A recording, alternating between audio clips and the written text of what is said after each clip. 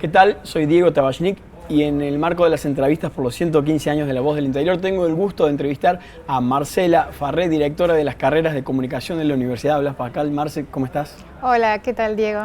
Bueno, hablamos un poquito que te ha tocado dentro de tu rubro en esto de imaginarnos un poco hacia adelante, una bastante difícil, porque lo que sucede en el campo de la comunicación y lo que va a suceder es algo que lo saben pocas personas en el mundo o nadie. Exacto. ¿Cuál es tu visión de los desafíos que tenemos los medios de comunicación en Córdoba, en el país y en el mundo y toda la gente vinculada de alguna forma a la comunicación?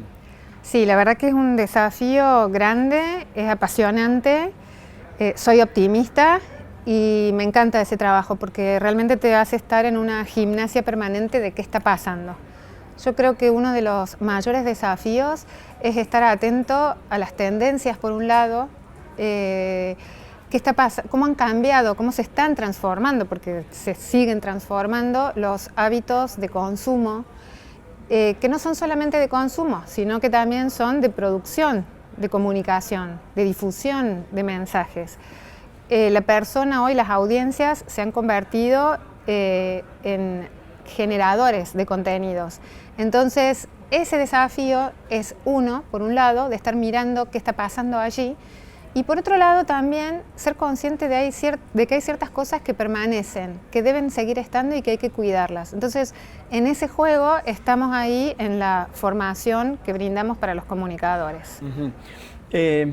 Hoy hablamos en las redes sociales, para muchas personas se equipara tanto el mensaje que puede dar un experto, quizá premio Nobel de alguna materia, en alguna cuestión, con la opinión de un NN que simplemente lo tenemos como amigo en nuestras redes.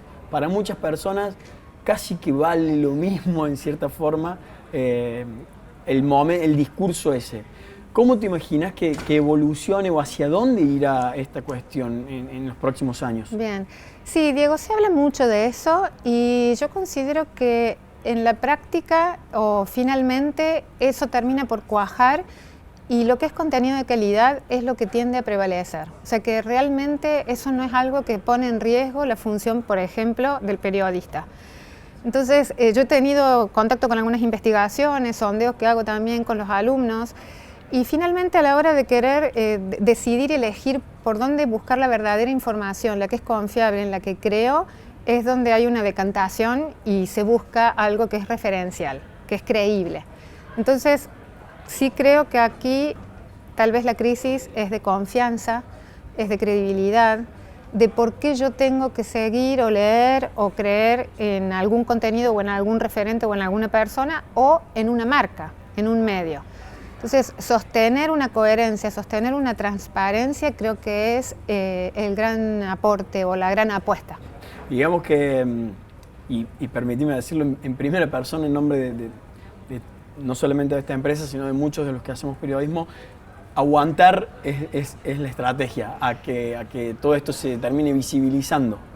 Bueno, aguantar en realidad sería confiar.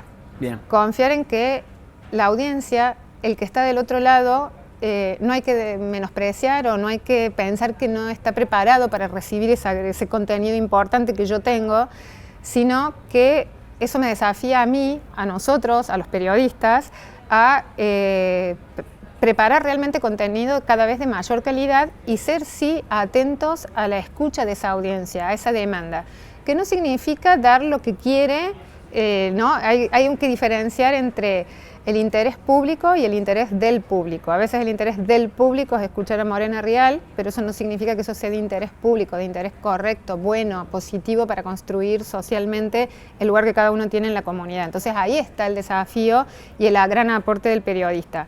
Pero sí escuchar en el sentido de mantener un diálogo y no hablar como era en la década de los 80 o antes, desde el púlpito, donde era una comunicación broadcaster, ¿no? Sino que hay un diálogo y hay elementos que se nos aportan, que nos indican no solamente qué quiere escuchar y le doy ahí para que haga un clic, sino entender también cuáles son las necesidades.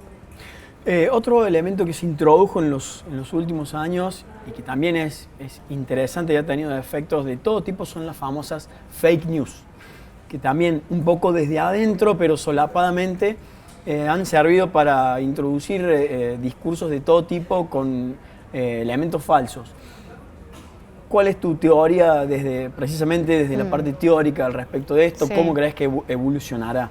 Mira, desde la década del 40 que ha habido teorías que han explicado por qué la gente tiende a creer o a seleccionar un tipo de información respecto de otra. Hay mecanismos de percepción selectiva, de interés selectivo, de memoria, que tienden a priorizar aquello que casa, que encaja mejor con eso que yo creo, lo que quiero creer y me hace bien, me tranquiliza. Bueno, yo pienso que sigue funcionando igual. La gran diferencia es que hoy las redes posibilitan acceder a cantidad de información y elegir lo que está más a mano, que está muy cerca, que antes no era así. Entonces, ¿qué quiero decir? Fake news, noticias falsas o intereses, manipulaciones, ha habido desde hace mucho, no es un fenómeno nuevo, pero hoy se convierte en un fenómeno que explota porque la tecnología lo pone a disposición y lo potencia, y hace que cualquiera lo pueda incrementar, potenciar. ¿Crees que se va a poder combatir, que el mismo público va a empezar a distinguir un poco?